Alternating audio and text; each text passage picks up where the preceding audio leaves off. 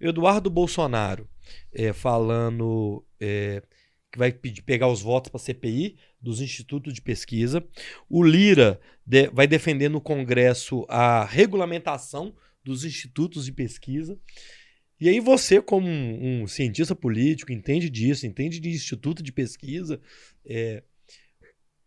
As pesquisas, elas tiveram uma dificuldade de encontrar esse bolsonarista que não está andando na rua, que não atende o telefone, que está aqui atrás desse celular?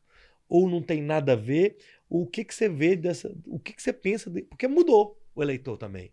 Mudou, as coisas estão mudando. O Instituto de Pesquisa não está chegando nesse eleitor da rede social, você acha? Ou o que aconteceu com isso? Porque os caras estão reclamando de novo da pesquisa, bicho. Mas vamos lá. Quando a gente olha a popularidade digital dos candidatos, quem tem mais seguidor, quem engaja mais, quem que lidera esse processo? A direita. É Bolsonaro. Quando a gente pega o Datapovo, mobilização de gente na rua, quem quando sai na rua consegue colocar mais gente na rua? Bolsonaro. Então, se o Datapovo vale, se a popularidade digital vale, se essa é a minha referência, o que as urnas tinham que dar na frente?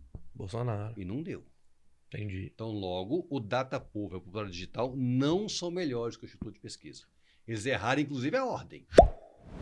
Era para ser Bolsonaro na frente e Lula atrás. E com uma distância enorme entre eles, eu pego o Datapovo, por exemplo.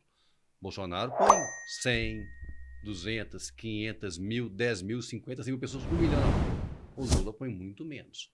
Então, o Datapovo errou, inclusive, a ordem, porque Bolsonaro tinha que ficar na frente. A popularidade digital também. Então, vamos avaliar agora as pesquisas. As pesquisas acertaram a ordem. Certo. Lula, Bolsonaro, Simone. Né? Simone empatada com Ciro ali, alguns institutos, olha o instituto outro. E erraram no percentual de Bolsonaro. Sobreestimaram Lula? Não, ficou dentro da margem de erro. Mas subestimaram Bolsonaro. Então, sua pergunta é correta. Não encontraram o bolsonarista? 3 hipóteses.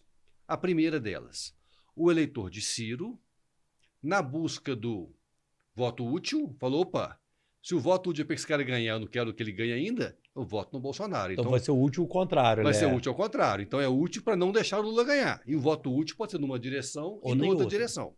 Então é a primeira explicação. Uma segunda explicação. O eleitor de Bolsonaro das classes mais altas. Sim. O Instituto de Pesquisa tem dificuldade de entrar nas classes mais altas, os condomínios mais chiques, os condomínios fechados. Então não pegou esse povo. Mas esse povo é pequenininho, mas um percentualzinho ali. E uma outra hipótese plausível. O bolsonarista falou tão mal de pesquisa nos últimos tempos, condenou tanto todas as pesquisas divulgadas antes que colocava ele em segundo lugar, que o bolsonarista radical, aquele que de fato segue o presidente em tudo, a hora que o entrevistador do Datafolha chega e pergunta assim, eu queria fazer uma pesquisa aqui do Datafolha, o que estava acontecendo? Foi ameaçado de dar uma facada. Tinha um confronto ali, né? Então ele podia não responder às pesquisas. Então, são 3 hipóteses para explicar essa diferença.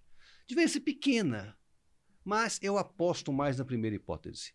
Eu acho que a campanha do voto útil, o esforço para tentar fechar a eleição no domingo, foi o responsável pelo esvaziamento da terceira via e para a migração para Bolsonaro do eleitor do Ciro e da Simone também, que ficou menor do que as pesquisas esperavam. É uma coisa que a gente estava comentando isso do voto útil, porque na época nós comentamos ainda assim, cara, esse voto útil às vezes pode não ser só pro Lula. Exatamente. Já que você tá falando que vai ganhar, eu não quero que você ganhe, eu vou votar útil aqui, ó. Bicho. Porque aconteceu isso no segundo turno mesmo de 2018. Quando virou que o único que ganhava do Bolsonaro era o Ciro, né? Quando o Ciro não foi pro segundo turno, foi todo mundo no Bolsonaro. Agora tem as pesquisas feitas no primeiro turno sobre o segundo turno são muito diferentes das pesquisas feitas no segundo turno. Porque quando estamos falando do primeiro sobre o segundo, é uma situação hipotética, que o eleitor nem racionaliza muito sobre ela. Mas agora, desde ontem, cada um de nós brasileiros está pensando em qual direção que você vai apostar agora no segundo turno. Então, agora as pesquisas têm validade. E essa semana já temos pesquisa, porque na quinta-feira da semana passada, o IPEC já tinha registrado uma pesquisa que está pronta para ser divulgada a partir de amanhã. Então, nós já saberemos qual será o realinhamento. E não quer dizer que aquela distância que Lula tinha sobre Bolsonaro no primeiro turno vá permanecer. Mas teremos que esperar as primeiras publicações. E aí, cara, esses vão ser 30 dias, vão ser 30, né? 4 4 semanas? semanas. 4 semanas é muito tempo. E agora é 50-50 de tempo de TV, de rádio. 10 minutos para cada um na televisão, em cada um dos programas. Não tem a poluição do deputado estadual, federal, que enche o saco e ninguém aguenta ver de fato.